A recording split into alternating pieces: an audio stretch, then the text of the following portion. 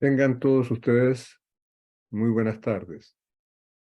En nombre de la Sociedad Chilena de Cardiología, me es muy grato darles la más cordial bienvenida a este webinar internacional eh, que incluye la participación del capítulo americano de Carolina del Norte, con tres invitados muy destacados en el rubro de la cardiología. Eh, para dar inicio a este curso, voy a darle la palabra al doctor Luis Sepúlveda, presidente de la Sociedad Chilena de Cardiología y Cirugía Cardiovascular, cardiólogo, jefe de UCI Coronaria, Clínica Alemana de Santiago y miembro del Departamento de Insuficiencia Cardíaca de Sochicar. Doctor Sepúlveda. Muchas gracias, doctor Dapelo, por su introducción.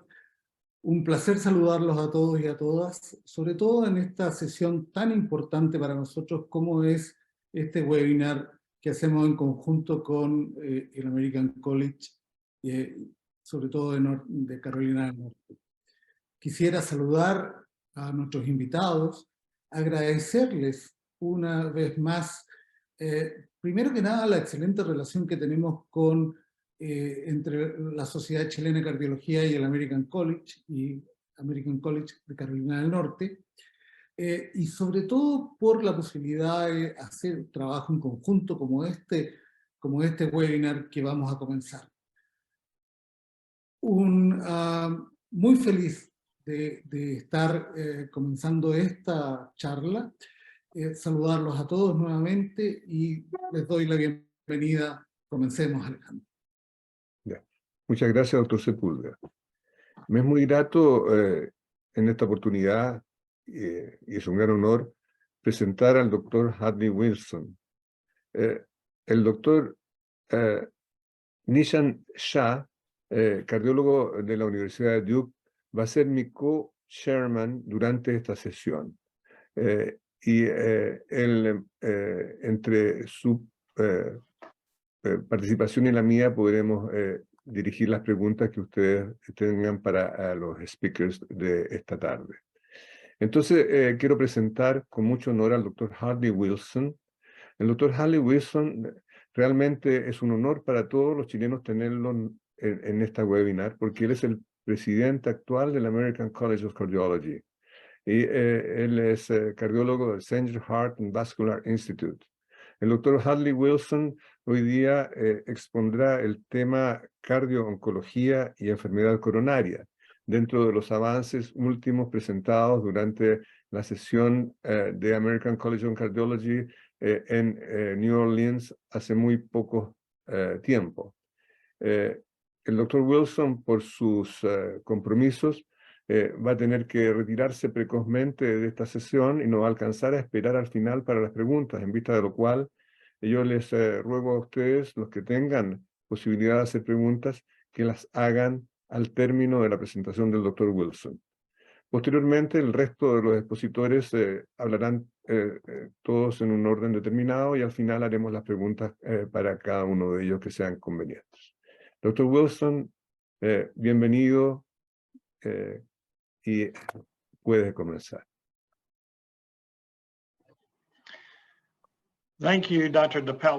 Muchas gracias, doctor Dapelo y doctor Sepúlveda, y a todos. Estoy muy feliz de estar acá con todos esta tarde.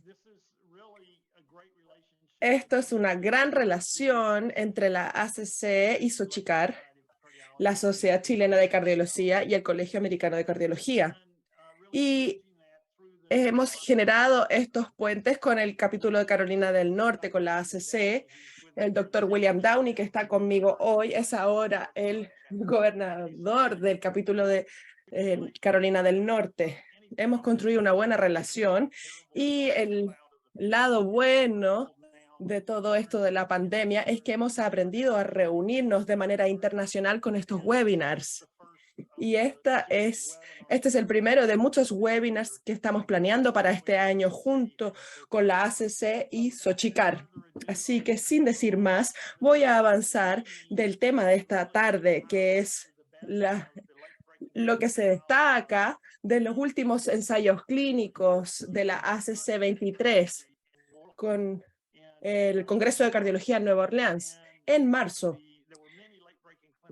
Habían muchos estudios que fueron presentados y estos son los que discutiremos hoy y fueron seleccionados por un grupo que veía las redes sociales y estos eran los que estaban en los programas que vimos. Sin seguir más, vamos a hablar de dos estudios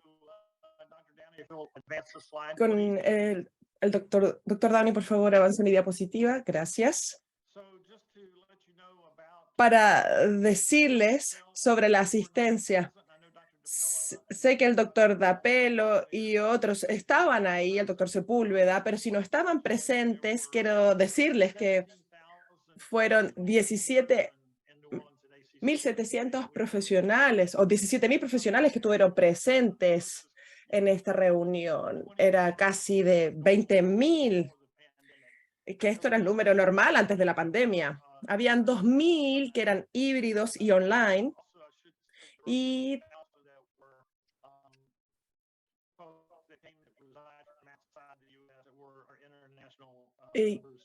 había miembros y participantes internacionales.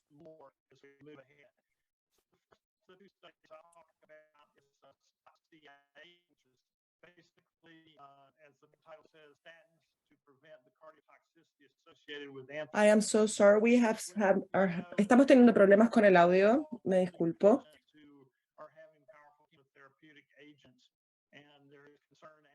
Hay preocupación después de un mes que podrían tener una disfunción cardíaca, así que por favor avancemos a la siguiente diapositiva.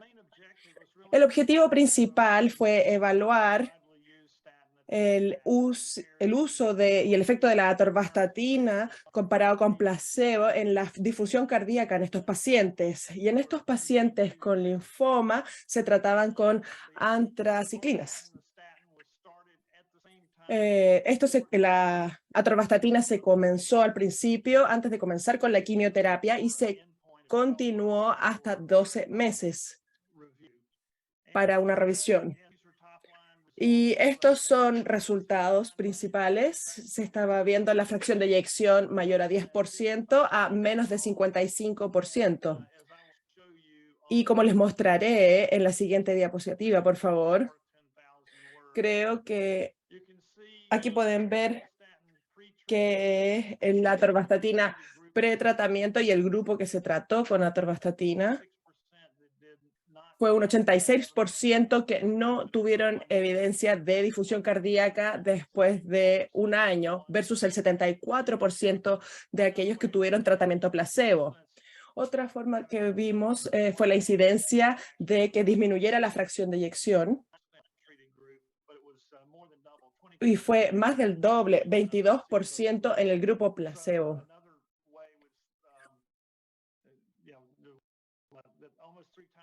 Casi 3 veces más para los participantes que tenían placebo de que tuvieran una disfunción cardíaca. El contexto, hablando con nuestros cardio-oncólogos, y hemos estado en varias discusiones sobre este estudio, había un estudio mayor que se hizo previamente que mostró unos resultados similares con cáncer de mama el año previo tratado con adromicina. Y también se mostraron el pretratamiento y el continuamiento del tratamiento con... No es suficiente para cambiar las guías, pero quiero enfatizar que en este punto, informalmente, muchos oncólogos están comenzando sus pacientes con estatinas antes de comenzar las antraciclinas. Pero creo que podemos anticipar que será así.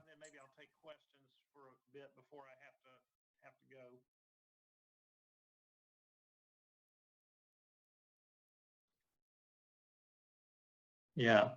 So this one is BioVasc, which was looking at a comparison of complete revascularization strategy in patients who came in with acute coronary syndrome. Esta es una estrategia de revascularización completa en pacientes que se presentaron con síndrome coronario agudo y enfermedad coronaria de múltiples vasos. Estuvimos luchando por esto por más de una década en pacientes que tenían un infarto agudo del miocardio sin elevación del segmento ST, y se decía que los pacientes podían someterse a una revascularización precoz en aquellos que tenían un STEMI y que no estaban en shock, y que de hecho evolucionaban bien y en muchos casos evolucionaban mejor que aquellos que se sometían a una revascularización tardía.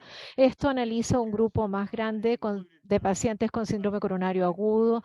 No estoy seguro si esto está incorporado en la información, pero tenían pacientes con STEMI, pacientes sin STEMI y pacientes con síndrome coronario agudo. Entonces era una amplia gama de pacientes con síndrome coronario, y se quería ver si es que la revascularización completa en el momento de la presentación era superior a la revascularización tardía.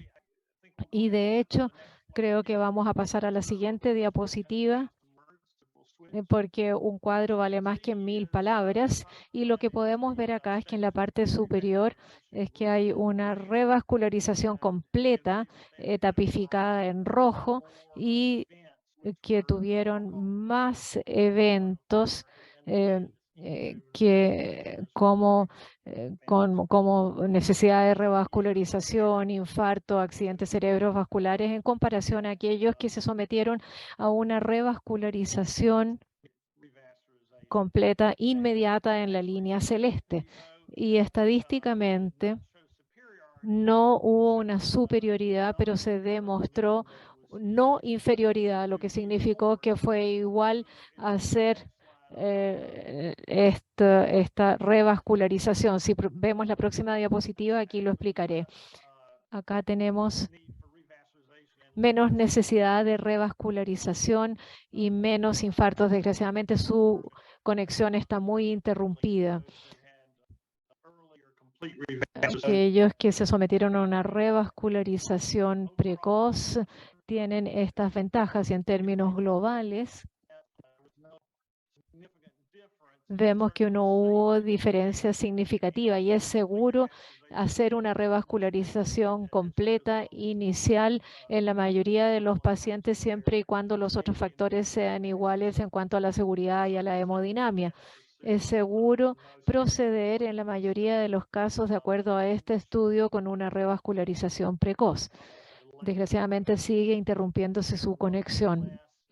Hubo menos evidencia de infarto al miocardio y necesidad de revascularización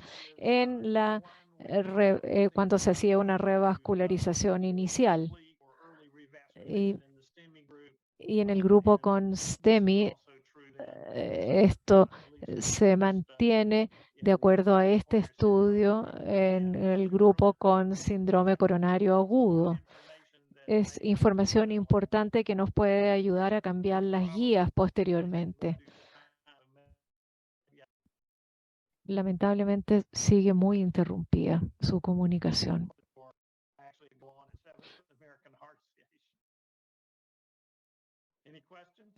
¿Hay alguna pregunta?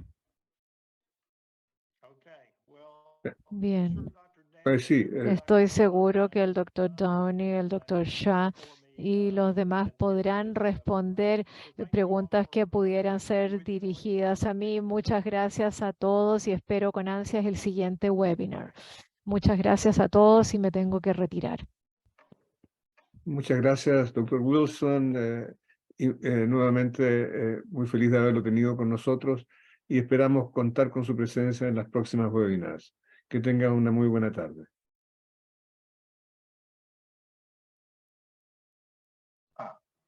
Thank you very much. Muchas gracias. Muchas gracias.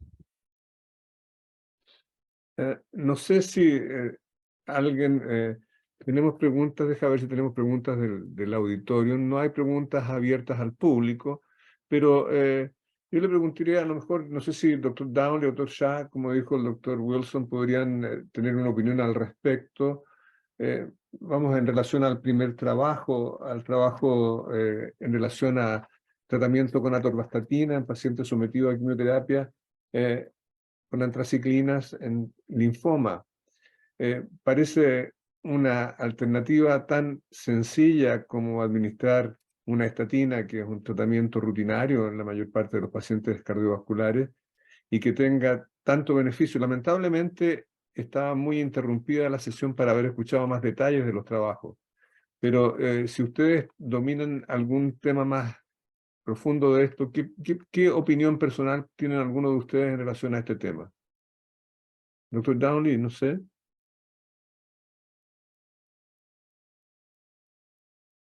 Yes, thank you. Sí, muchas gracias. Primero que nada, quisiera agradecer a Xochitl y al doctor Dapelo y al doctor Sepúlveda también y a todo el equipo por habernos invitado. Yo creo que hemos establecido una excelente relación y quisiera partir agradeciéndoles. Respecto a este tema, esto ha sido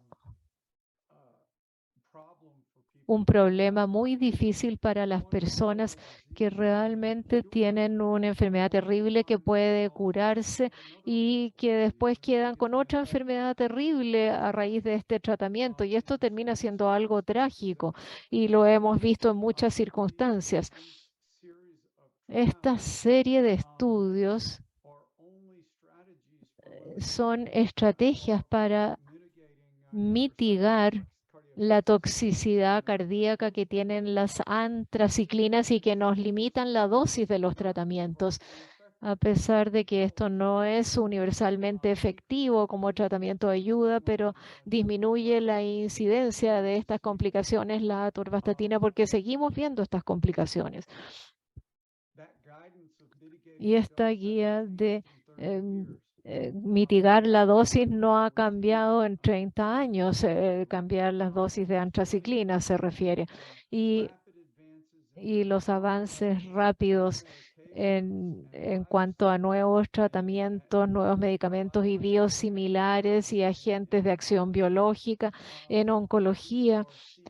Con ellos estamos viendo que algo tan simple como antiguo, como es el caso de la atorvastatina, nos podría dar un beneficio bastante significativo en estos pacientes y me interesa mucho la interpretación que puedan tener los doctores Shah y Dapelo respecto a esto, pero yo les tendría que decir, si un pariente mío estuviese recibiendo tratamiento con antraciclinas, yo lo estimularía a que tomara una estatina, dándonos cuenta de que a lo mejor no estamos listos para que esto esté incluido en las guías, pero sí yo se lo recomendaría a mis parientes, a mis familiares.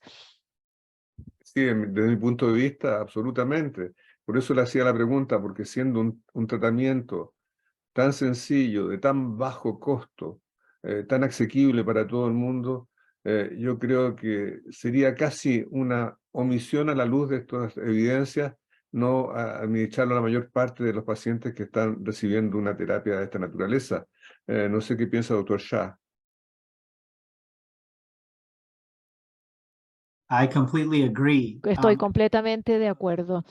Yo creo que el área de la cardio-oncología está creciendo tanto que a medida que se desarrollan nuevos tratamientos para el cáncer, la interacción entre la cardiología y la oncología se está acercando cada vez más y hay datos observacionales en pequeños estudios observacionales que usan beta bloqueadores, por ejemplo, y bloqueadores de los receptores de angiotensina que disminuyen el comienzo de insuficiencia cardíaca debido a antraciclinas. Y ahora tenemos otros medicamentos de rutina que se usan en las enfermedades cardiovasculares, como son las estatinas, que están demostrando un efecto previniendo las complicaciones asociadas al tratamiento con antraciclina.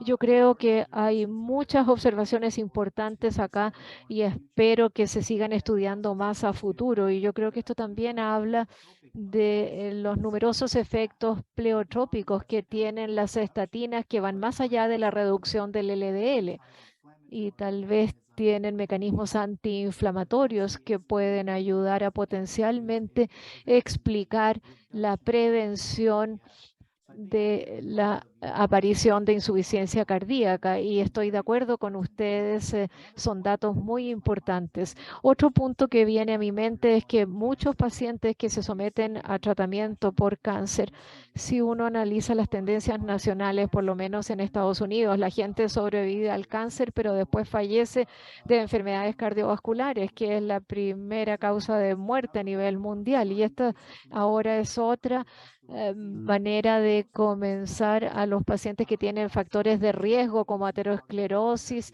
y darle estos medicamentos rutinarios y mejorarles la calidad de vida a medida que lleguen al grupo de los sobrevivientes de este cáncer.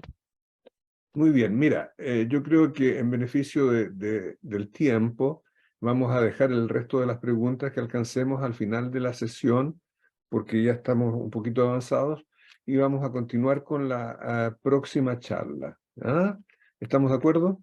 Entonces voy a presentar, si me permiten, la slide de presentación al doctor William Downey, cardiólogo especialista en cardiología intervencional, quien es gobernador del capítulo de Carolina del Norte, ACC, y trabaja en el St. Heart Vascular Institute.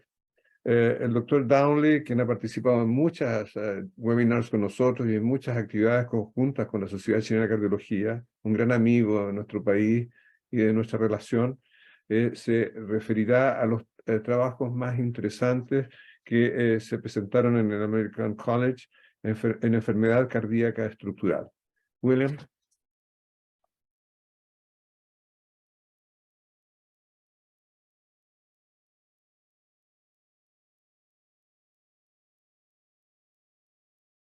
Está muteado, nosotros Estamos no mudos, escuchamos. Wait a second, William, please. We're not listening. Muchas gracias por la oportunidad de presentarles y por la cálida amistad que tenemos. Me encantaría estar compartiendo un pisco como hablábamos antes, pero bueno, comenzaremos con el estudio Triluminate, que es un nuevo tratamiento para la enfermedad de la válvula tricúspide, donde hemos tenido poco que ofrecer o casi nada que ofrecer por mucho tiempo. Entonces, el estudio Triluminate es una reparación transcatéter borde a borde, semejante a lo que se usaba en la enfermedad mitral desde hace 14 años, y se ha aplicado una tecnología muy semejante a la válvula tricúspide en este caso. Y se tomaron a pacientes con regurgitación tricuspidia grave y los randomizaron 1 a 1 a tratamiento médico versus una reparación transcatéter borde a borde con un objetivo o resultado primario, utilizando un objetivo complejo para evaluar jerárquicamente la mortalidad, insuficiencia cardíaca, muerte por hospitalización y calidad de vida, o muerte por hospitalización por insuficiencia cardíaca. Y los pacientes enrolados fueron pacientes crónicamente enfermos con múltiples morbilidades que vemos una vez que se desarrolla la regurgitación tricuspidia. En promedio, 78 años de edad, tuvieron un promedio de tasa de filtración glomerular de 54 ml por minuto y tuvieron asociaciones clases 2 a 4A y 90% de ellos tuvieron fibrilación auricular. Entonces eran un grupo muy añoso y muy comprometido, muy enfermo, que se sentían muy mal. Para ser enrolados tenían que tener una presión sistólica de PA menor a 70 milímetros de mercurio, lo que implicaba que podían tener una hipertensión pulmonar bastante grave que contribuía a la regurgitación mitral. Y lo que se encontró fue que la mortalidad realmente no tuvo beneficios. 10% en cada grupo estaban muertos al cabo de un año. Para la hospitalización por insuficiencia cardíaca tampoco hubo un beneficio global, con casi un 20% de los pacientes hospitalizados durante el año en ambos grupos. Sin embargo, bastante significativamente, primero,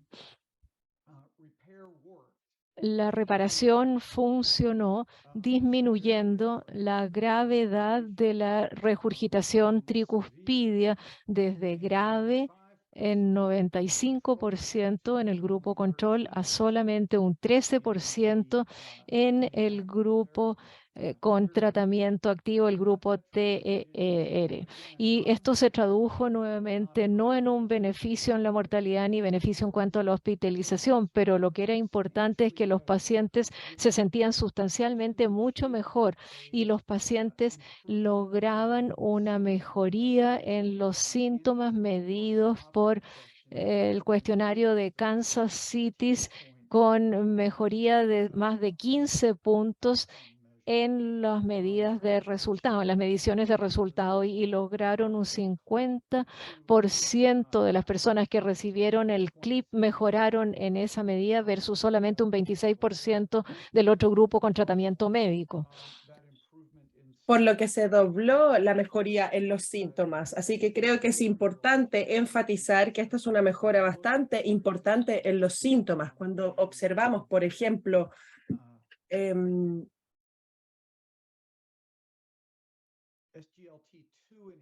los inhibidores de SGL2, podemos ver un beneficio de promedio de 5 puntos en el KCCQ.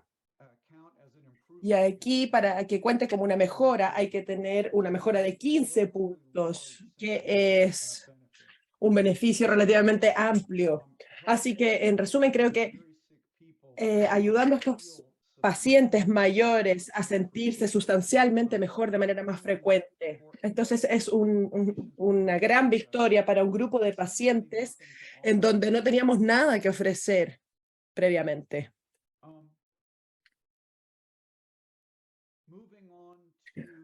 Avanzando a las terapias mitrales, tenemos dos nuevos datos importantes. La reparación transcatéter de la válvula, de la regurgitación de la válvula mitral. El primero es para la regurgitación mitral secundaria. Es con la regurgitación mitral resultando en una dilatación angular o un aflojamiento de las válvulas. Entonces, pacientes con una regurgitación mitral secundaria se mantenían asintomáticos pese a la terapia. Como resultado primario al año y después al seguimiento a los 2 años, hay muchos beneficios en la hospitalización. Y este es el seguimiento a 5 años de este estudio.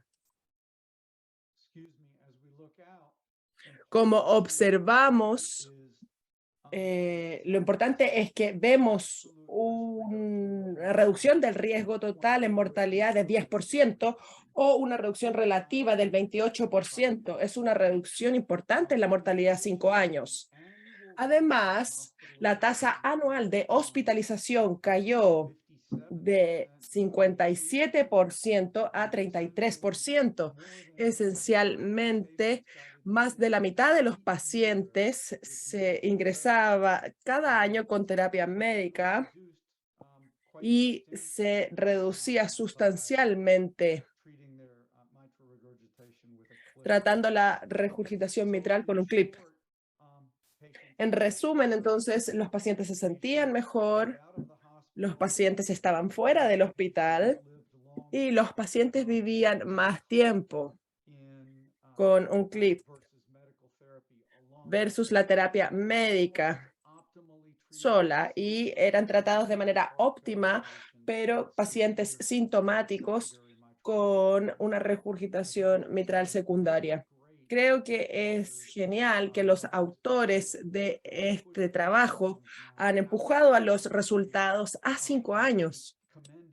Y es un gran trabajo al haber hecho esto, y creo que han habido críticas que al año esto no va a durar, vamos a tener que repetir procedimientos, y esto no es lo que ha sucedido. Esto pareciera ser un beneficio bastante duradero en una porción sustancial de la población tratada.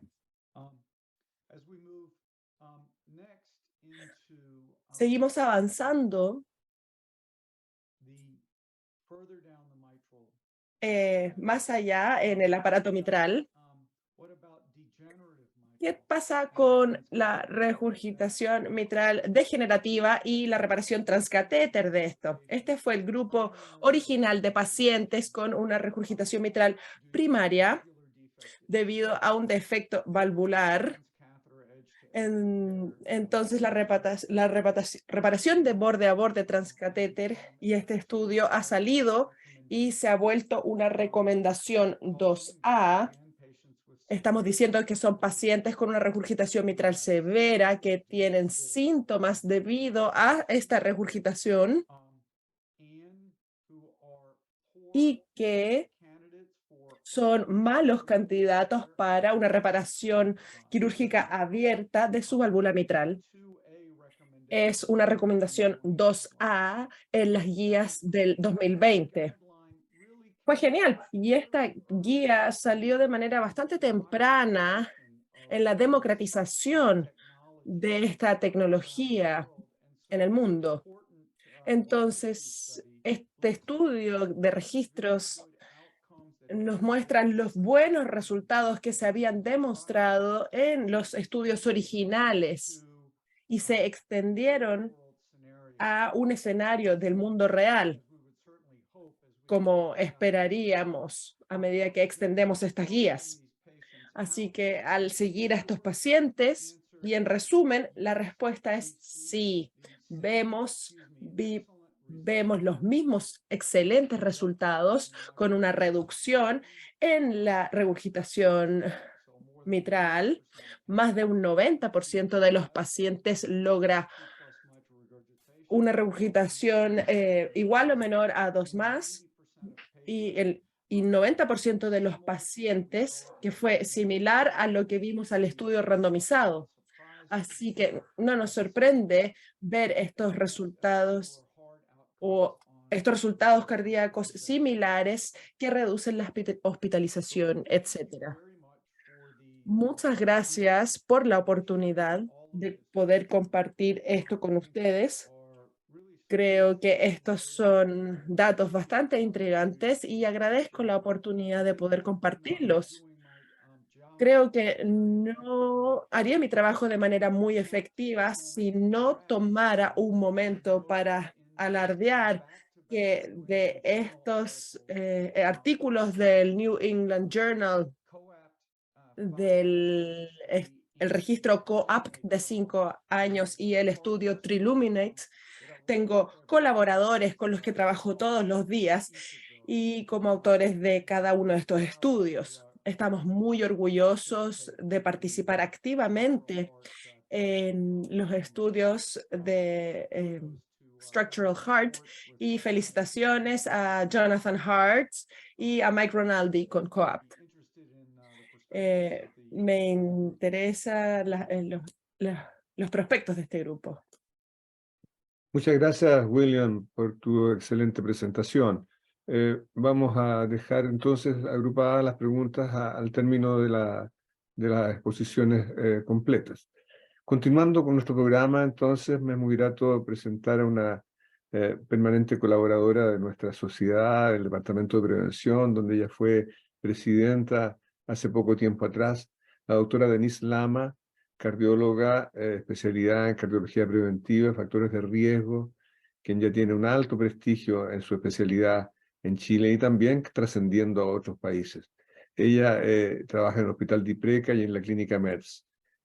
La doctora Lama hoy día expondrá lo nuevo que aparece en dislipidemia en el último congreso del ICC en Nueva Orleans, que fue mucho en realidad.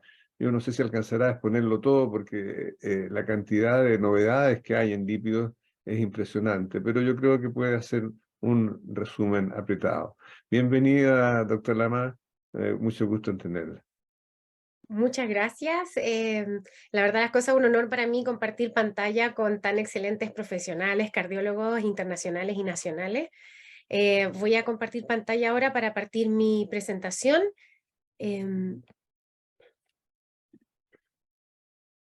Está compartiendo, ¿cierto? Ahí.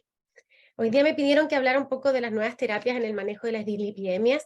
Dentro de ellas voy a hablar un poco de algunas que ya han sido presentadas y voy a hablar un poco también de algunas cosas que se comentaron en el último curso del American College of Cardiology. Un poco de background en cuanto a la enfermedad de la dislipidemia. Sabemos que la enfermedad cardiovascular afecta a más de 135 millones de personas a nivel global, y sabemos que con enfermedad cardiovascular establecida, los pacientes son considerados de alto riesgo para eventos isquémicos, y la dislipidemia es un factor clave en el desarrollo de la enfermedad, eso no es algo discutible. Y tenemos súper claro que niveles elevados del colesterol LDL están fuertemente asociados a un incremento del riesgo cardiovascular, y que su reducción terapéutica también ha demostrado una reducción significativa de eventos cardiovasculares. Si vemos un poco las estadísticas en Chile, para nuestros colaboradores internacionales también que sepan un poco, son parecidas a los de ellos. La prevalencia del colesterol total elevado en Chile es alrededor del 28%, esto es la última encuesta nacional de salud del año 2016-2017. Tenemos un 35,8% de prevalencia de triglicéridos elevados sobre 150, y más de 45% de los pacientes con el colesterol HDL bajo, y un porcentaje de un 5% de pacientes que tienen un LDL un poco elevado en un riesgo de alto riesgo, en un rango, perdón, de alto riesgo. Y si vemos un poquito más detalladamente qué pasa en nuestro país, sabemos que en cuanto a la prevalencia de niveles de LDL sobre 100 miligramos por decilitro, que es el nivel de corte para decir que es saludable o no el paciente, en teoría, tenemos más de un 53% de la población chilena que está por sobre esos niveles.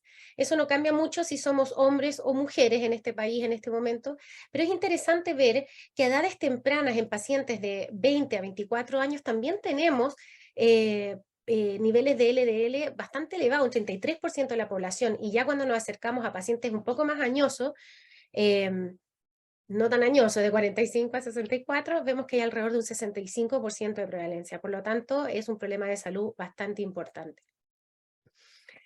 Y sabemos que junto con las modificaciones de estilo de vida, las estatinas son el pilar del tratamiento para lograr los objetivos del LDL. Tenemos innumerables estudios que nos han demostrado su eficacia en reducir la mortalidad por cualquier causa en un 16% aproximadamente, mortalidad por causa cardiovascular en un 25%, y una reducción de infarto agudo al miocardio alrededor de un 27% de acuerdo a las últimas publicaciones. Y dentro de las estatinas tenemos un número variado de ellas, pero destaco la atorvastatina y la rosuvastatina, que tienen una eficacia importante en la reducción del LDL, y que son las estatinas que uno consideraría de mediana a alta intensidad de estatina. Ahora, hablando un poco de eso, sabemos que cuando usamos el tratamiento con estatinas, podemos tener, a medida que aumentamos la intensidad de la estatina, vamos a reducir de forma más importante el LDL. Y al asociarlo al ezetimibe, nosotros vamos a tener reducciones que bordean alrededor del 65% del LDL, lo cual es bastante importante. Pero aún así, cuando vemos la población de pacientes de alto riesgo cardiovascular con enfermedad cardiovascular establecida, hasta un 70% no logra los objetivos de LDL que están establecidos en las guías terapéuticas. Por lo tanto, se han tenido que desarrollar nuevas terapias para poder solventar este problema y lograr, una reducción mayor. Han aparecido nuevas terapias, los inhibidores de PCSK9, que asociados a estatinas y ezetimibe nos pueden llevar a una reducción aún mayor de un 10 a un 20%. ¿Qué dicen las guías? Bueno, si hablamos de las guías norteamericanas, nos dicen que en pacientes de muy alto riesgo tenemos que lograr niveles de LDL menores a 70 con estatinas en la dosis máxima tolerada. Esa es una palabra clave, tolerada, y eso es una indicación clase 1. Y si no logramos ese objetivo, es de clase 2A, agregarle ezetimibe. Y las guías del año 2018 ya agregaron a los inhibidores de PCSK9 que dijeron que si no se lograba con o sin ezetimibe ese objetivo, podríamos agregar inhibidores de PCSK9. Y si miramos las guías europeas, más o menos similares, los grupos de alto riesgo lograr objetivos de LDL menores a 70, y en de muy alto riesgo ya hablamos de lograr objetivos de menos de 55 miligramos por decilitro. Los que trabajamos en prevención y los que trabajamos con pacientes en general coronarios sabemos que lograr esos objetivos es extremadamente difícil.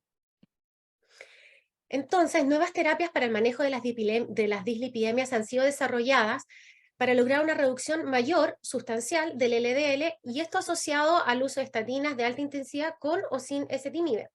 Y esas son las terapias que yo voy a mencionar hoy día. Vamos a hablar del alirocumab y evolocumab, inhibidores de PCSK9, anticuerpos monoclonales, inclisiran, que es un pequeño RNA de interferencia que también bloquea la síntesis de PCSK9, y el ácido bempedoico, que mostró resultados bastante alentadores ahora en el ACC recientemente en marzo. Primero voy a hablar de los inhibidores de PCSK9 para entender un poco la fisiopatología, porque yo sé que no todo el mundo está tan familiarizado con ello. Cuando hablamos de circunstancias naturales, el receptor de PCSK9 se une al receptor del LDL y lo lleva a su degradación lisosomal, y por lo tanto hay una reducción de la concentración de LDL en la superficie celular. Esto nos va a llevar a que haya un aumento de la concentración sérica de LDL. En ausencia de PCSK9, y existen patologías que tienen ausencia de PCSK9 por lo que han sido ampliamente estudiadas, este receptor LDL se une a la molécula de LDL en la superficie y es internalizado por endocitosis y de ahí reciclado hacia la superficie celular. Esto nos va a llevar a que haya una reducción, por lo tanto, de los niveles de LDL plasmático. Evolocumab y alirocumab, estos anticuerpos monoclonales, al unirse a la molécula de PCSK9, previenen la degradación del receptor responsable del clearance de colesterol hepático. E inclisiran degrada el RNA mensajero del PCSK9 vía un pequeño RNA de interferencia, y así previene su traducción. Ambos actúan al mismo nivel de PCSK9, y el resultado final de esto es que nos llevan a un incremento de la concentración de receptores de superficie y así a un aumento del consumo de LDL y finalmente a la reducción plasmática bastante efectiva de este. Voy a hablar un poco de los distintos anticuerpos monoclonales que tenemos. Son dos, son el evolocumab, que fue publicado en el estudio Fourier el año 2017. Este fármaco es un fármaco inyectable que se administra a 140 miligramos cada 2 semanas o 420 miligramos una vez al mes. En el estudio Fourier hubo 26 meses de seguimientos y tuvieron niveles de LDL bastante disminuidos. En promedio de LDL que lograron en este estudio fue de 30 miligramos y el 42% de los pacientes logró niveles de 25 miligramos. Lo que se observó aquí fue una reducción relativa, además de los eventos cardiovasculares, bastante significativa, con una reducción relativa de 15% para el objetivo de compuesto primario, que era mortalidad cardiovascular, infarto agudo del miocardio, infarto cerebral, hospitalización por angina inestable y revascularización coronaria. Además, se observó una reducción de un 20% del objetivo compuesto secundario de mortalidad cardiovascular, infarto agudo del miocardio e infarto cerebral. El estudio Odyssey hizo la misma evaluación de outcomes cardiovasculares en pacientes de alto riesgo cardiovascular con alirocumab. Este se administra en dosis inicial que podrían ser entre 75 y 150 miligramos una vez cada 2 semanas también, o podría ser 300 miligramos una vez cada 4 semanas. Este fue un estudio grande, multicéntrico. De hecho, hubo participantes aquí a nivel nacional, donde se randomizaron a 18.924 pacientes que habían tenido un evento coronario agudo entre 1 mes a 12 meses previo a la inclusión al estudio. Entonces eran pacientes de alto riesgo cardiovascular. y se hizo un seguimiento promedio de 2.8 años. Lo que se observó aquí fue una reducción del endpoint compuesto de eventos cardiovasculares mayores, o MACE, comparado con el placebo, también de un 15%. Y se observó además en este estudio, que fue bastante interesante, que había una mayor reducción del riesgo en pacientes que tenían un LDL basal mayor a 100 miligramos por decilitro. Por lo tanto, pacientes más graves. Se hicieron estudios y subanálisis posteriormente que demostraron que hubo además una reducción del riesgo en mortalidad por cualquier causa, en eventos cardiovasculares no fatales y además en eventos, en accidentes cerebrovasculares isquémicos. Y esto sin demostrar un aumento significativo de los eventos cerebrovasculares hemorrágicos, y eso es súper importante, porque ese es un miedo que siempre se ha tenido también con las estatinas. Cuando se hicieron estudios de seguridad que fueron publicados posteriormente, tanto Fourier y Odyssey, lo que más se observó era que había reacciones en el sitio de inyección, pero en realidad no había mayores eventos adversos en relación al placebo.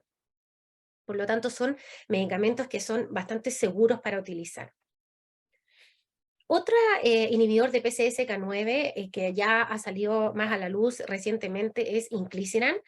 Inclisiran, menos conocido que estas otras moléculas, es un RNA de interferencia pequeña para la reducción del colesterol. También se utiliza vía subcutánea, pero su administración es distinta. Se administra 2 veces al año. Se recomienda una dosis inicial administrada el primer mes, luego se repite a los 3 meses y posteriormente para continuar con 2 inyecciones al año o cada 6 meses. Tiene un perfil favorable farmacocinético y toxicocinético, y además tiene un perfil de eficacia y de seguridad que han sido recientemente demostrados con los estudios ongoing, tanto de los programas Orion y Victorian respectivamente. En cuanto a los estudios de eficacia, los estudios Orion son lejos los estudios que más se han observado y más se han estudiado, y dentro de los cuales existen 4 importantes para nosotros dentro de la cardiología principalmente. Estos son estudios, ojo, de eficacia, que serían el Orion 5 en pacientes con hipercolesterolemia familiar homocigota, pero yo me voy a, donde también pacientes con LDL tremendamente elevados y pacientes de muy alto riesgo cardiovascular fueron tratados con inclisiran, pero yo me voy a dedicar un poquito más a hablar de los estudios Orion 9, que son estudios, es un estudio que que demostró eficacia de reducción de LDL en pacientes con hipercolesterolemia familiar heterocigota, que no lograban los objetivos de LDL y que tenían LDL bastante elevados, sobre 100. En el estudio Orion también fue un estudio de eficacia, pero en pacientes que tenían enfermedad cardiovascular establecida, que tenían LDL sobre 70, y en el estudio Orion 11 también se trató de buscar la eficacia en reducción de LDL en pacientes que tenían enfermedad cardiovascular establecida o que tenían equivalentes de alto riesgo, pacientes diabéticos, que tenían hipercolesterolemia familiar o que tenían un riesgo a 10 años de más de 20% de acuerdo a los scores de riesgo que ya conocemos. Cuando se observó un análisis de estos 3 estudios, tanto del Orion 9, 10 y 11, lo que podemos observar es que en todos estos trabajos, de forma transversal, hay una reducción significativa del LDL de alrededor de un 50,7% del basal, bastante significativo, y también se observó una reducción del no HDL de alrededor del 46,3% y también reducciones de apolipoproteína B de un 41,7%, por lo tanto demostrando una eficacia similar y comparable con los otros inhibidores de PCSK9 anticuerpos monoclonales.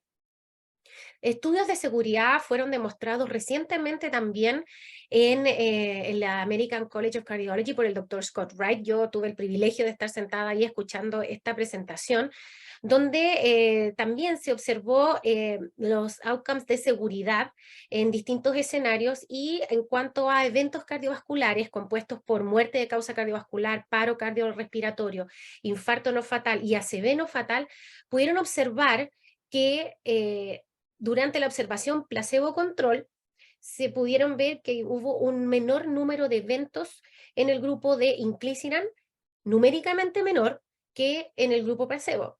Ojo que, insisto, estos no fueron estudios de outcomes cardiovasculares, sino que son estudios de eficacia en reducción del LDL, pero sí se observó una tendencia, ¿ya? Aquí en este estudio que mostró el doctor Scott Wright, aquí se ven dos curvas. La curva ploma muestra el tiempo que se observó placebo control y después el estudio se hizo abierto. Y en este estudio se demuestra que siguieron los pacientes con inclisiran, la curva tuvo la misma tendencia de ir demostrando que había una reducción de eventos cardiovasculares mayores. Ahora, si bien estos no son estudios que tratan de buscar outcomes cardiovasculares, al comparar estos estudios sí se observa una tendencia y actualmente hay a la vista estudios de los programas Victorion que son en escenarios de eventos cardiovasculares recientes o riesgo cardiovascular elevado, donde ya el objetivo es los outcomes cardiovasculares, pero estos todavía no han sido presentados. Esperamos que el año 2024 tengamos un poquito más de información.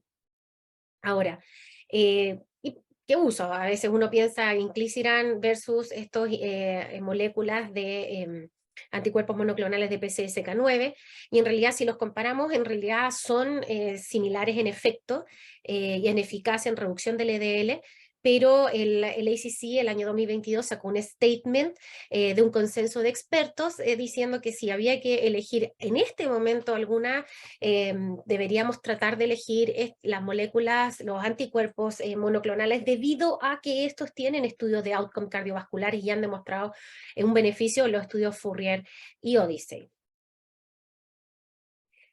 Voy a hablar ahora de lo último, que es el ácido bempedoico. El ácido bempedoico es una prodroga que activada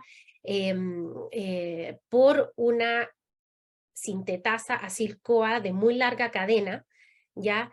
Esta sintetasa es expresada principalmente en el hígado y no en el músculo esquelético, por lo tanto tiene una baja incidencia de efectos adversos en el músculo esquelético este fármaco, lo cual lo ha hecho bastante atractivo en los estudios que voy a demostrar.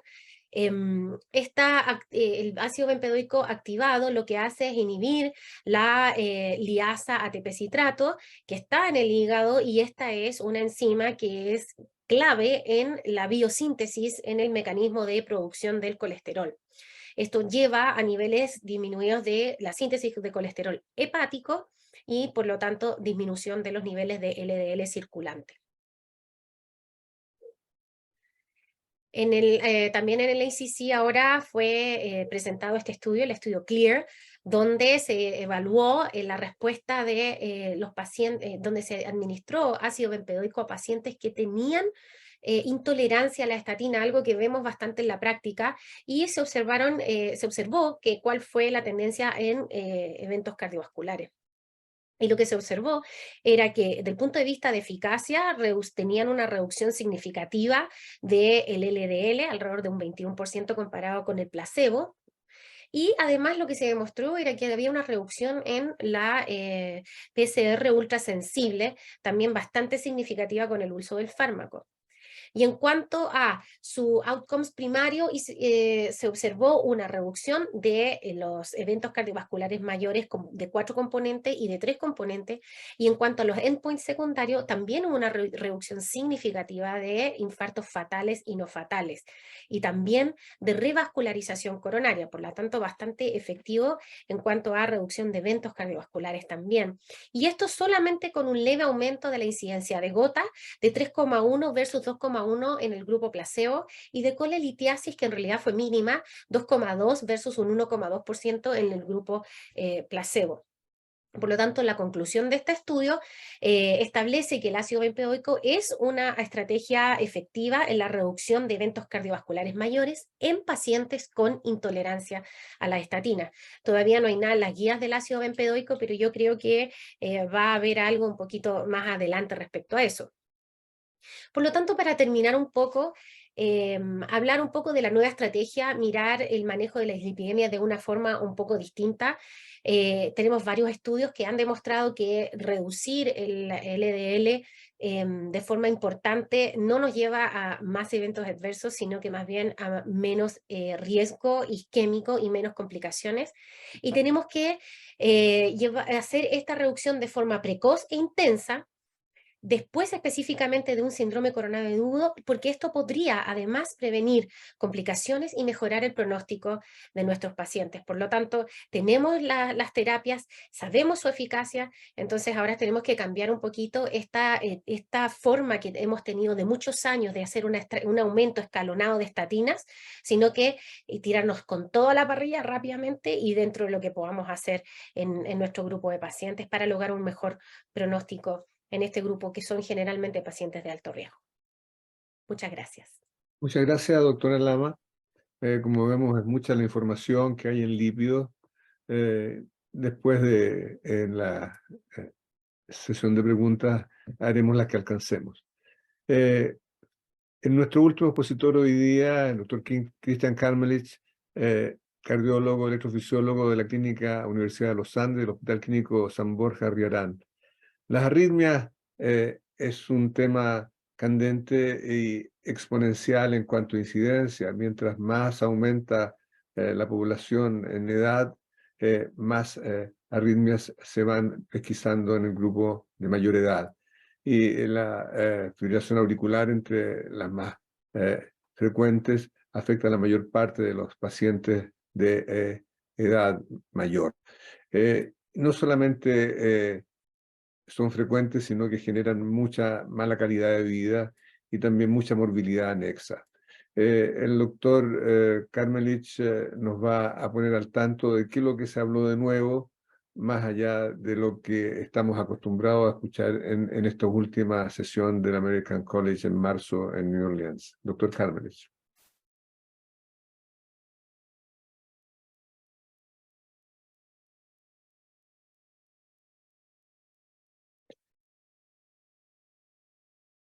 Estamos sin audio. Perdón, ¿ahí sí? Ahora sí, sí.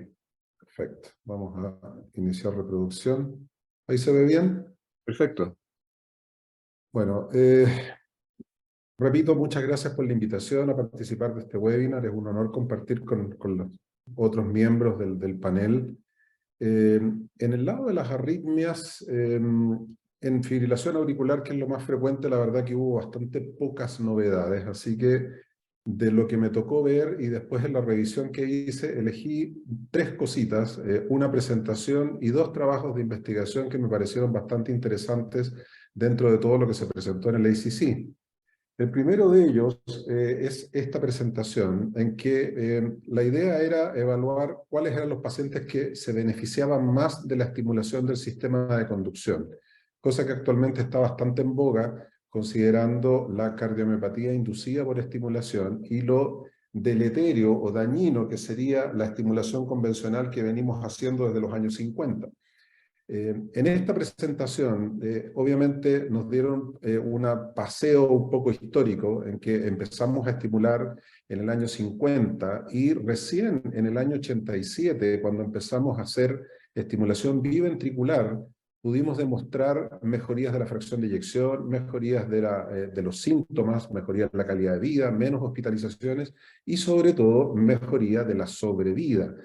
Y todos estos estudios de la estimulación biventricular que fueron hechos fundamentalmente en pacientes graves con insuficiencia cardíaca, con alteraciones de la conducción, acumularon a lo largo de los años, como ustedes ven ahí, una cantidad de trials muy importante en que hay demostrado categóricamente todos estos beneficios que estamos conversando. Pero evidentemente, como seguimos buscando, años después apareció la estimulación del GIS, buscando una manera de estimular que sea más fisiológica y que no tenga que ver con activación muscular, que es lo que hacemos en la estimulación biventricular. Estimulamos el septum interventricular, estimulamos la pared lateral y mejoramos los parámetros, pero a través de una estimulación de un frente no fisiológico. Después empezamos a evaluar cosas más fisiológicas que se parecieran más a los QRS con los cuales nacemos.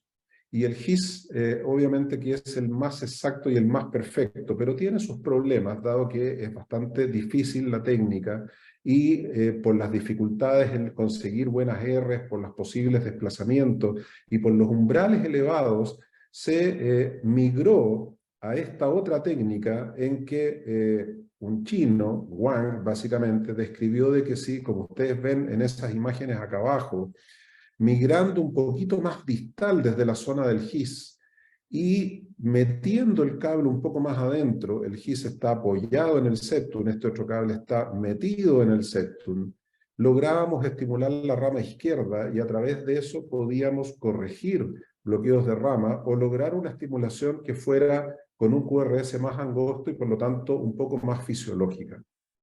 Entonces, en el fondo, la idea de esta presentación era mostrarnos cuáles eran los pacientes que más se beneficiaban. Y el presentador eligió 4 grupos. Uno, pacientes que requirieran una gran cantidad de estimulación ventricular por bloqueo AB, y por lo tanto iban a necesitar estimulación ventricular en un alto porcentaje del día.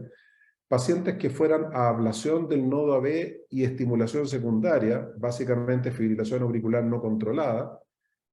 Pacientes que requirieran resincronización de entrada, solo por la indicación de resincronización, y pacientes en que no pudieran implantarse un cable epicárdico ventricular izquierdo por problemas en el seno coronario. La información que se muestra, obviamente, nos va guiando a qué parece ser mejor cuando se han hecho comparaciones entre la estimulación ventricular derecha y la estimulación isiana. En los parámetros generales, la estimulación isiana, que parece ser más fisiológica, los pacientes tienen una tendencia a tener menos eventos. Mejoran, disminuye menos la fracción de eyección y los pacientes evolucionan con mayor favorabilidad en el tiempo. Al comparar la estimulación de rama izquierda, que es lo que actualmente está en boga, versus la estimulación derecha en estudios fundamentalmente observacionales y con seguimientos más o menos cortos, que hasta el momento son alrededor de 6 meses, la gran mayoría, al comparar los grupos, uno ve que los eventos, mortalidad, insuficiencia cardíaca o la necesidad de ir a un resincronizador son bastante menores en el grupo de estimulación de rama izquierda comparado con la estimulación derecha. Y que evidentemente al estimular la rama izquierda tenemos QRS más angostos que los que logramos con estimulación en el miocardio, lo cual es bastante obvio porque estamos estimulando sistema de conducción versus miocardio convencional. Por lo tanto, en ese primer grupo parece estar favorecido a la estimulación fisiológica. ¿Qué pasa en los pacientes con ablación del nodo y estimulación? Estudios comparativos, también bastante recientes, pero con un número bastante limitado de pacientes y con seguimientos cortos, tal como estábamos comentando, muestran que la estimulación isiana en general es un poco mejor que la estimulación biventricular, del punto de vista, como ustedes se fijan acá, al evaluar la fracción de eyección que se logra recuperar en el paciente que va a estimulación biventricular versus el paciente que se resincroniza a través de estimulación del sistema de conducción. Por lo tanto, el ablacionar el GIS en un paciente con falla cardíaca por FA no controlada tendría una mejor evolución en estos estudios pequeños si estimulamos el sistema de conducción versus el ponerle un resincronizador convencional que ya usamos hace más de 20 años.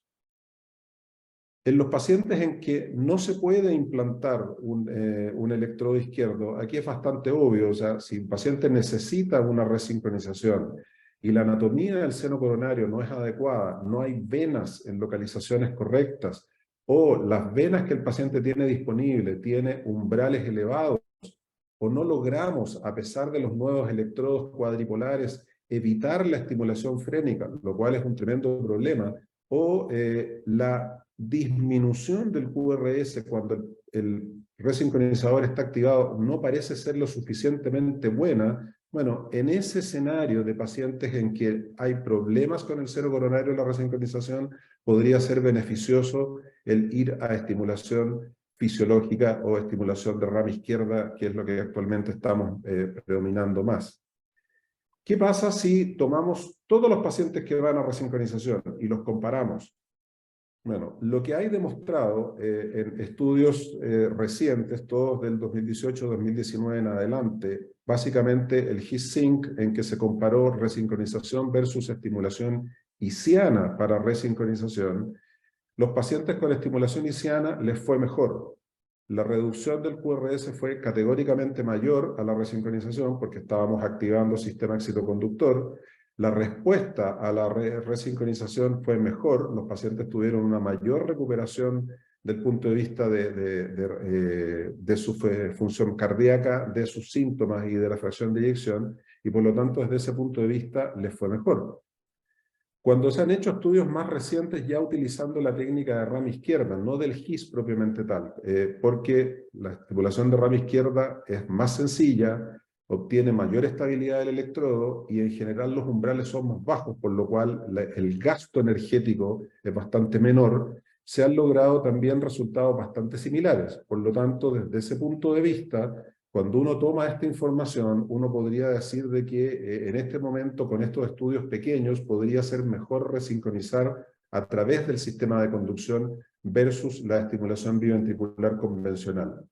Este es otro trabajo que muestra básicamente lo mismo, la estimulación del área de rama izquierda versus resincronización convencional, y en cuanto a mejoría de la fracción de eyección, disminución del QRS en grupos de pacientes un poquito mayores, se logran resultados similares a lo que les estoy comentando. Por lo tanto, si uno va a esto, finalmente lo que estamos viendo es si la estimulación del sistema de conducción debiera ser para todos, lo cual hay mucha gente que está diciendo que es así, pero lamentablemente los trabajos todavía son pequeños y los seguimientos son cortos y no tienen todo el peso de la evidencia de la estimulación biventricular.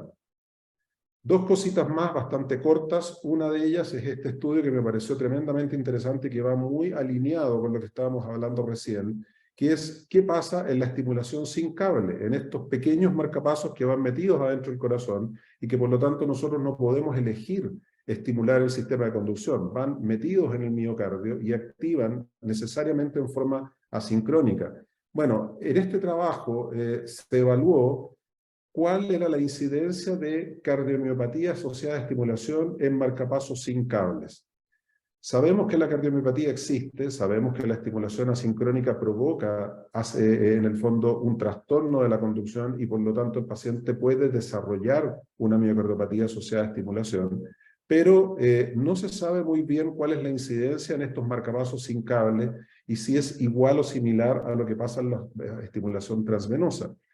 Los marcapasos sin cables tienen bastantes ventajas respecto a que no tenemos que hacer bolsillo, no tenemos que meter cables, hay menos riesgos de infección, no tenemos cables que se vayan a fracturar, no tapamos venas y por lo tanto tampoco tenemos riesgo de hacer neumotórax porque no tenemos que meter cables a través de las venas cercano a la zona del ápex del pulmón. El objetivo del estudio era evaluar básicamente cuánto se desarrollaba miocardiopatía y si había algún parámetro que uno pudiera predecir que esto iba a pasar. Básicamente lo definieron como un aumento, un deterioro, del al menos 10% de la fracción de eyección comparada con el basal, o cualquier paciente que bajara de 40% la fracción de eyección en relación al implante de uno de estos marcapasos sin cables. Ahí está un poco el diagrama de flujo, pero finalmente, por el tiempo, lo que ustedes ven acá abajo es que de todos los pacientes que se incluyeron, alrededor de un 10%, un poco menos, desarrolló cardiomiopatía inducida por estimulación y más o menos el 90% no la desarrolló, que es similar a lo que pasa en los marcapasos convencionales. Y en el análisis multivariado, el único elemento que tuvo significación estadística fue básicamente el ancho del QRS que se obtuvo en el momento del implante. Cuando los QRS fueron menores a 150 milisegundos, en general el paciente no desarrollaba miocardiopatía asociada a estimulación, y cuando los QRS eran bastante más anchos de 150 milisegundos, en general el paciente tenía más riesgo y por lo tanto había más probabilidad, y ese es el único factor predictivo en el momento del implante para poder evaluar lo que podía pasarle a estos pacientes. Por lo tanto, la conclusión es que en el fondo la incidencia es similar a lo que pasa con la estimulación transvenosa, alrededor de un 10% de pacientes que hacen miocardiopatía, y que mientras más disincronía, cosa que suena bastante lógica, hay más probabilidades de riesgo de que el paciente pueda desarrollar este problema. Pero obviamente se necesitan estudios más grandes. Y una última cosa que voy a mencionar por el tiempo muy rápido, pero que me llamó mucho la atención, es la seguridad del uso de propafenona versus amidodarona en pacientes con enfermedad coronaria e insuficiencia cardíaca. Nosotros sabemos desde la era del CAS del año 91 de que el hecho de usar antiarrítmicos clase 1 en pacientes con falla cardíaca o cardiopatía coronaria les va mal y los pacientes, comillas, se mueren más. Y en las guías, evidentemente, al ir apareciendo cardiopatía estructural, la posibilidad de usar propafenona está contraindicada. Y eso viene, como dije recién, del estudio CAS, en que la flecainide, con una química similar, demostró aumento de mortalidad en este grupo de enfermos en un estudio que fue diseñado para otra cosa. Por lo tanto, lo que quiso este grupo era evaluar en nuestra era actual, con revascularización percutánea, con otro tipo de tratamientos, si la propafenona, que es un poco diferente, efectivamente tiene este efecto perjudicial o no, y la compararon con amidodarona en este grupo de pacientes. Un trabajo bastante osado, hecho en Taiwán fundamentalmente, y eligieron un análisis de población, un trabajo retrospectivo, y si ustedes analizan entre el 2002 y el 2017, evaluaron mortalidad por arritmia, mortalidad cardíaca, arritmia ventricular, empeoramiento de insuficiencia cardíaca, y en un grupo importante de alrededor de 20.000 pacientes con propafenona y 41.000 pacientes con amidodarona, resulta que en mortalidad le fue mejor a la propafenona, los pacientes se murieron menos, en falla cardíaca, en muerte súbita y en arritmias ventriculares le fue mejor a la propafenona, y en el empeoramiento de insuficiencia cardíaca también le fue mejor a la propafenona. Evidentemente que en este trabajo no está muy bien identificado la magnitud del daño cardíaco porque no mostraron en el fondo fracción de eyección, no mostraron datos ecocardiográficos, pero me pareció muy interesante la osadía de evaluar una droga que por años hemos considerado de muy alto riesgo en esta población de pacientes y que en este trabajo inicial mostró este beneficio. Evidentemente, la propafenona iba a tener menos alteraciones tiroideas y menos daño pulmonar porque no tiene ningún efecto, a diferencia de la amidodarona, en esos tejidos. Y la conclusión de ellos, y esta es mi última diapositiva, es que este sería el primer trabajo con datos reales de pacientes con enfermedad coronaria e insuficiencia cardíaca, mostrando seguridad de la propafenona, y esto estaría asociado a un menor riesgo de mortalidad, efectos adversos, enfermedad tiroidea, taquicardia ventricular, y que evidentemente se necesita un trabajo prospectivo grande para poder demostrar con mayor peso si esto es real o no. Eso es lo que les quería mostrar y lo que me llamó fundamentalmente la atención durante mi asistencia al ACC. Muchas gracias. Muchas gracias, doctor Cármenes, por su excelente presentación. Bueno, tenemos un poquitito de tiempo, unos 10 minutos antes de terminar la sesión, para hacer algunas preguntas. Quiero darle primero la palabra al doctor Shah, si quiere hacer algún comentario o alguna pregunta específica de las presentaciones.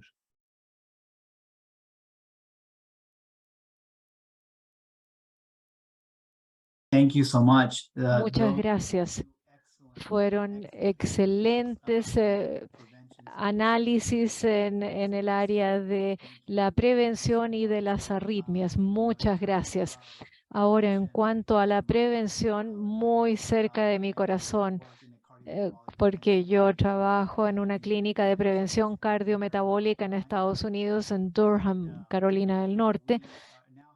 Ahora tenemos tantas herramientas en nuestro bolsillo para ayudar a bajar el LDL y optimizar las dislipidemias, pero es interesante que a pesar de todas estas herramientas y toda la evidencia, el problema sigue consistente, y es que muchos pacientes ni siquiera están recibiendo estatinas ni están recibiendo tratamiento optimizador con lo básico que serían las estatinas, y este es un problema en Estados Unidos, la implementación del tratamiento. Y nos damos cuenta que en Estados Unidos, a pesar de todas estas herramientas, no tenemos tan buenos resultados a nivel comunitario con los pacientes para encontrar soluciones y hacer que la gente tome estos tratamientos que les salvan la vida y que les disminuyen el riesgo. Y entonces es una perspectiva que me gustaría escuchar desde parte de ustedes y me da la impresión que es semejante. Muchas gracias por compartir esto. La verdad es que un poco revisando la literatura, el problema que tenemos a nivel nacional es muy parecido al problema que tenemos a nivel mundial.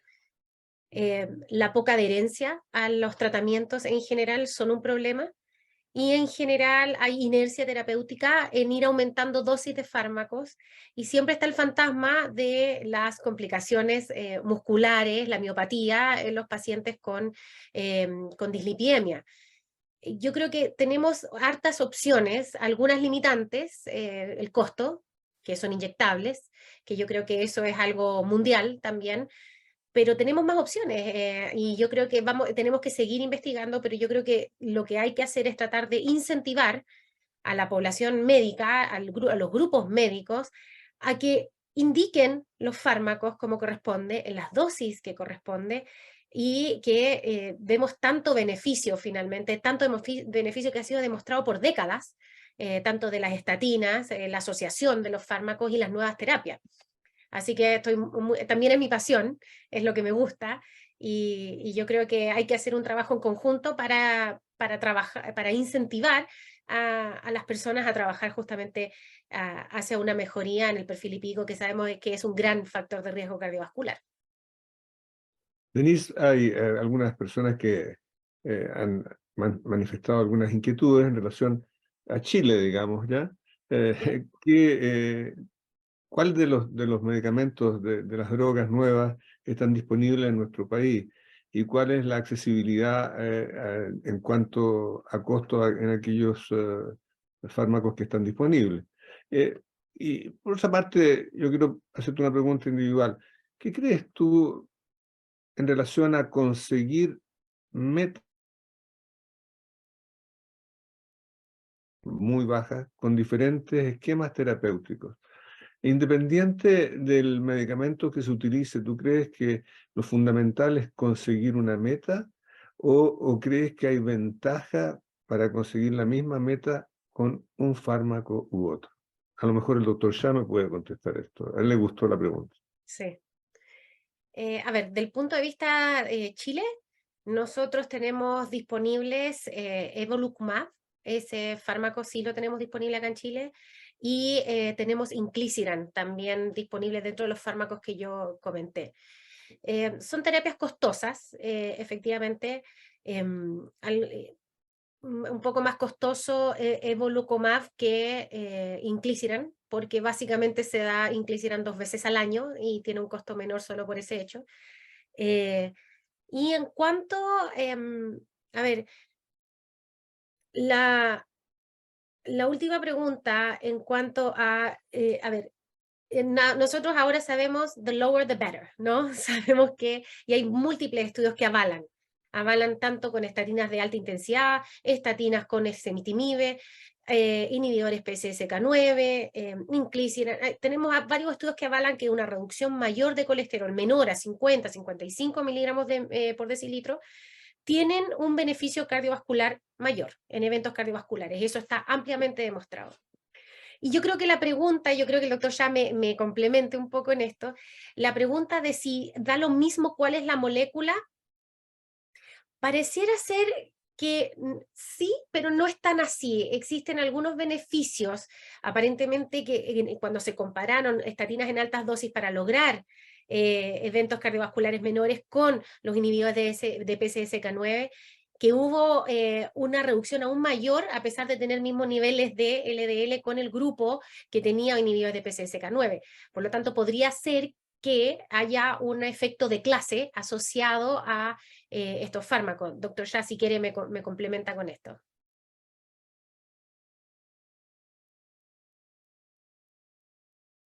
Yes, absolutely. I agree. Sí, absolutamente estoy de acuerdo. Yo creo que necesita hacerse más investigación en esta área, ya sea que haya efectos específicos de drogas. Sabemos que las estatinas tienen efectos pleotróficos que han demostrado ser beneficiosos y estoy de acuerdo que todos los estudios que han estudiado inhibidores de PCSK9 como adyuvantes a las estatinas han sido buenos y también se han hecho estudios con con ácido bempedoico porque los pacientes no toleraban las estatinas en estos estudios de prevención secundaria y demostraron eventos cardiovasculares buenos.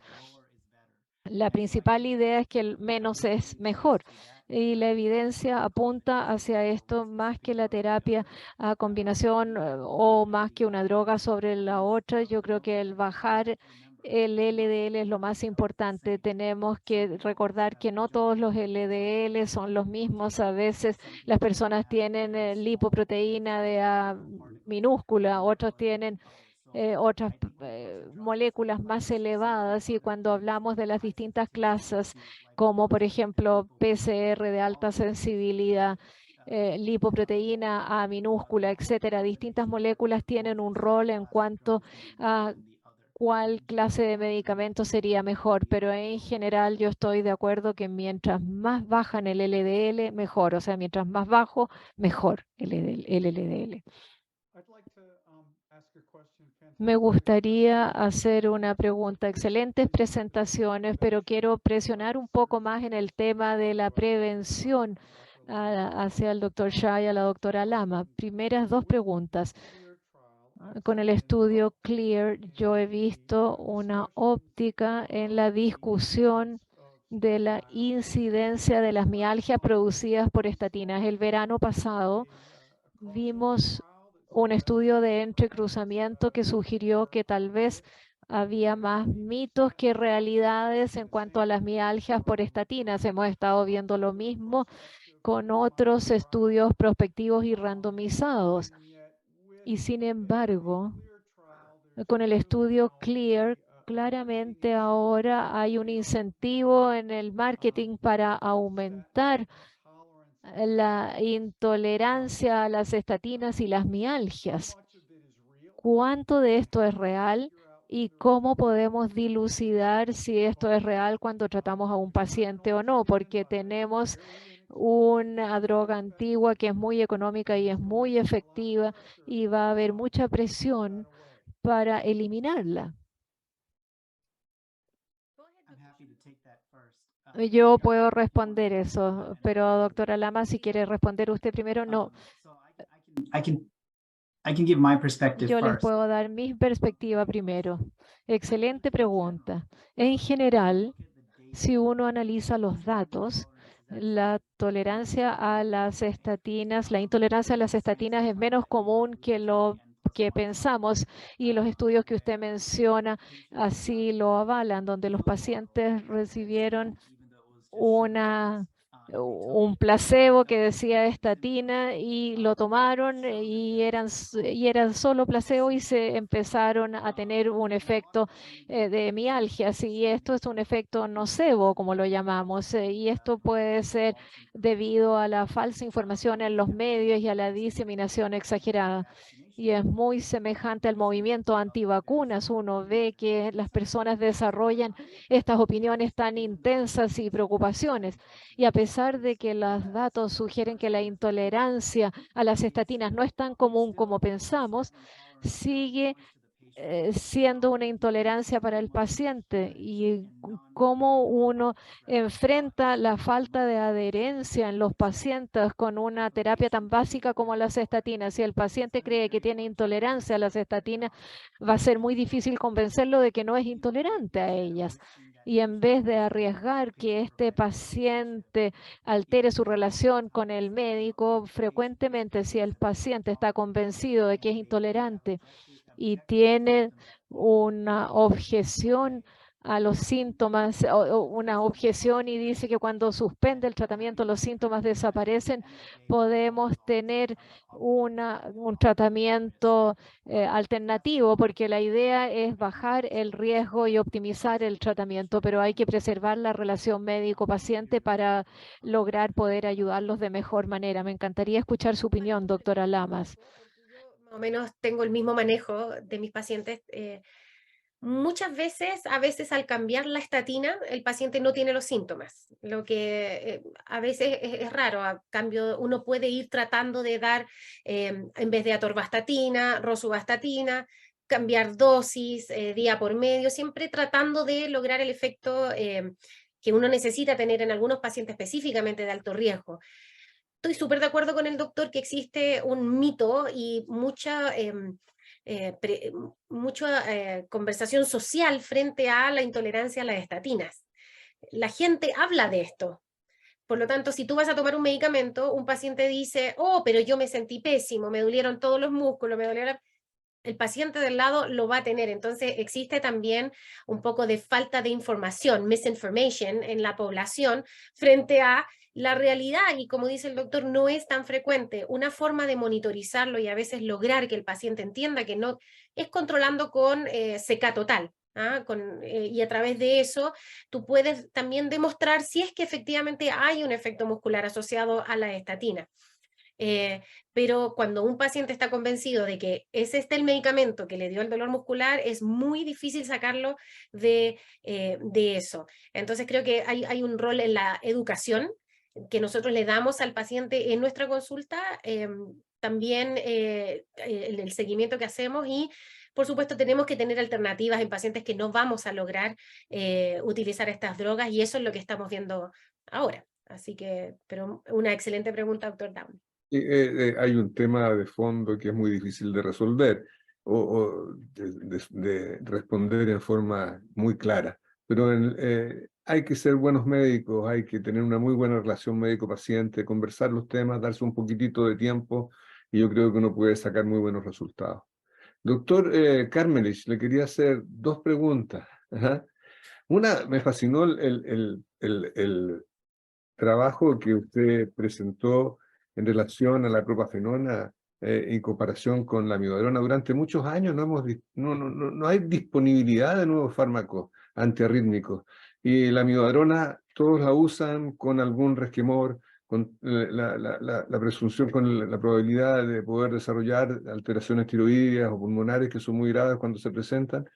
Y ahora encontramos esta alternativa que yo no sé en su experiencia personal, porque claro, se habla de disminución de mortalidad y por supuesto de las complicaciones, pero cuando uno disminuye la mortalidad, estamos evaluando también eficacia antiarrítmica. Siempre hemos pensado que la más potente terapia antiarrítmica farmacológica está con la amiodarona.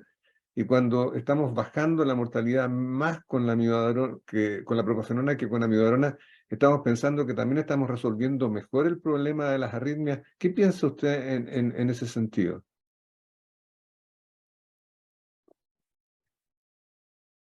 No hay audio, lo tiene. Por favor, Cristian. Lo había muteado. Ahí sí.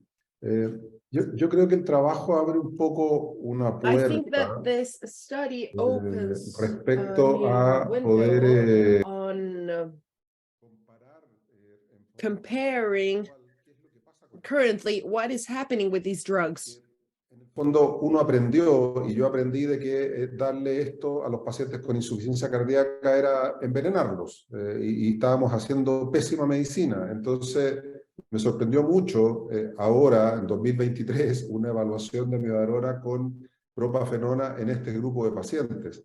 Pero la verdad que el trabajo, como yo les mostré, no da mucha información respecto a cuál es la magnitud de la insuficiencia cardíaca, la magnitud del daño coronario en esos enfermos, porque no hay datos ecográficos, que es importante. O sea, no es lo mismo un paciente con fracción de eyección de 25 versus un paciente con fracción de eyección de 40.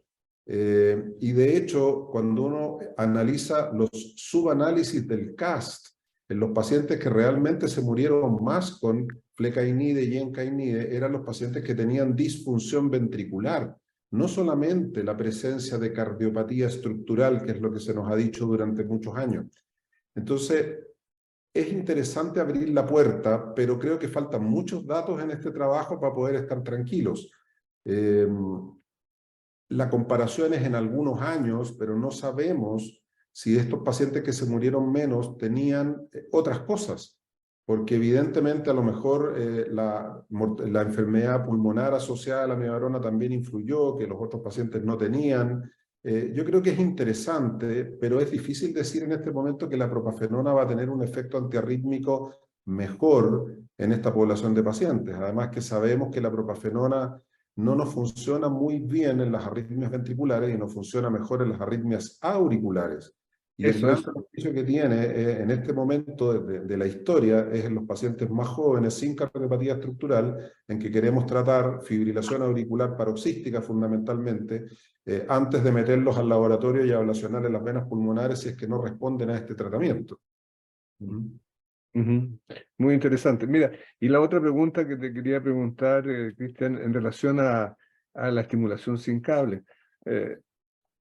Para los médicos que no están al tanto de qué se trata, es una pequeña capsulita muy pequeña que se introduce con un electrodo y se fija, se atornilla dentro del corazón, que tiene todas estas ventajas de menos complicaciones y aparentemente, por lo que se deduce del trabajo, muy pocas desventajas también en cuanto a morbimortalidad, salvo en ese grupo de pacientes que tendrían el QRS un poquito más ancho, a lo cual tú hiciste mención. ¿Tú no crees que eso se podría modificar a lo mejor teniendo una alternativa de establecer con más precisión el sitio ideal de implante de ese pequeño dispositivo y que pudiera tener acceso a conseguir un QRS más angosto? Bueno, el trabajo va un poco en esa línea, o sea, aquí querían demostrar básicamente cuál era el parámetro a analizar, pero en estimulación sin cable se ha ido migrando un poco de la posición más apical, que fue el inicio, donde era el sitio más fácil, porque hay dos modelos básicamente. Uno que es el modelo de Medtronic, que lo que tiene es como unas patitas que se enganchan en las trabéculas y por lo tanto ahí no se atornilla el dispositivo. Y el otro modelo es el modelo de St. Jude, que tiene un pequeño tornillo, una hélix, que sí se atornilla en el tejido. Inicialmente, sobre todo el modelo Medtronic, por el hecho de que el ápex tiene más trabéculas, se tendía a poner el dispositivo en el ápex, pero se ha ido migrando un poco más a la región septal, que es lo mismo que hemos hecho con los electrodos convencionales.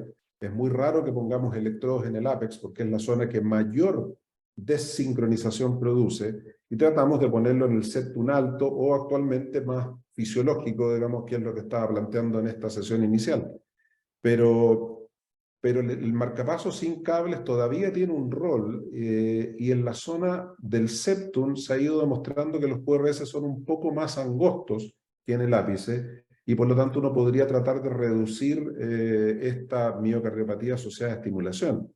Porque si decimos, como algunos están diciendo, de que ya hay que abolir la estimulación convencional y solamente hay que usar estimulación fisiológica, bueno, entonces resulta que los marcapasos sin cable hay que botarlos a la basura porque ya no sirven. Y la verdad que tienen un rol en los pacientes que no tienen vasculatura, en pacientes viejos con pieles delgadas, en pacientes que ya han tenido infecciones previas y que uno quiere reducir el riesgo y que necesitan estimulación, evidentemente que tienen un rol. Es un área súper interesante en este momento. No hemos hecho preguntas a William. William, esta situación de las prótesis endovasculares que hasta hace pocos años parecía ciencia ficción y que ahora está en boga y que ya la principal indicación de recambio valvular aórtico están siendo las endoprótesis. Y cuando vamos a estos estudios que tú mencionaste, uno de tricúspide y otro mitral, bueno, los beneficios del MitraClip parece que son indiscutibles en todas las valvulopatías en las cuales hiciste mención. Sin embargo, el clip tricuspidio, que mostró tan malos efectos en cuanto a que no mejoró la mortalidad en absoluto, pero sí la calidad de vida. Entonces ahí es donde hay que comparar justifica mejorar la calidad de vida en un paciente que no tiene otra alternativa quirúrgica versus no mejorándole la sobrevida. ¿Y no crees tú que puede ser que, a lo menos en este trabajo, a lo mejor se haya llegado más bien tarde en la indicación de la corrección con endoprótesis valvular en un periodo en el cual ya la cardiopatía derecha estaba muy avanzada e independiente de lo que se hiciera, no iba a obtener mayor beneficio en cuanto a mortalidad? I think it's an excellent point. Creo que es un punto, un excelente punto. Para mí, este estudio Triluminate no es el fin de la discusión sobre la válvula tricúspide, pero es el comienzo de esta discusión. Creo que hace 10 o 15 años atrás, muchos de nosotros nos dijimos que la regurgitación tricúspide no importaba. Creo que muchos de nosotros sabíamos que no era verdad, pero veíamos un paciente con muchas cosas sucedientes y cuando discutíamos su ecocardiograma con ellos, ni siquiera le hablábamos de la regurgitación tricúspide, especialmente si las presiones de la arteria pulmonar no eran tan elevadas. Creo que es una historia en la medicina donde no reconocemos las enfermedades hasta tener terapias efectivas para ellos. Es un poco vergonzoso, pero somos humanos. Creo que el estudio Triluminate será visto como importante, primariamente para superar este sesgo en la importancia de la válvula tricúspide, en morbilidad y mortalidad. Y nos obligará a hacer las preguntas de cómo nos dirigimos mejor a la enfermedad de la válvula tricúspide. Hemos respondido estas preguntas en el aspecto mitral en los últimos 40 años, con muchos estudios quirúrgicos en donde los estudios transcatéter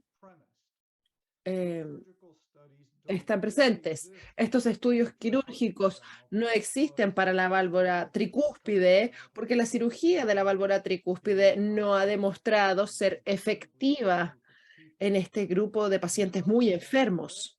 Ahora que tenemos un set de terapias potencialmente efectivas, podemos comenzar a preguntarnos cuándo la usamos, para qué pacientes, etcétera. Creo que este es el comienzo de todo un nuevo campo. Así es, muy bien. Yo creo que estamos en hora de finalizar nuestra sesión con el tiempo que me habían otorgado para en la webinar, lo hemos sobrepasado en 15 minutos. Yo quiero agradecer realmente y con mucha sinceridad la calidad de todas las presentaciones de cada uno de los expositores. Quiero reconocer el esfuerzo que se hace desde Estados Unidos para participar en nuestras sesiones que enaltecen y nos hacen tener una perspectiva internacional. Creo que acaba de aparecer en pantalla el doctor Luis Sepúlveda. Seguramente él va a querer dar unas palabras de cierre de esta webinar tan atractiva. Muchas gracias desde mi punto de vista, de mi parte, a todos los expositores que hicieron posible que esta reunión culminara con tanto éxito. Doctor Sepúlveda. Muchas gracias, doctor Dapelo.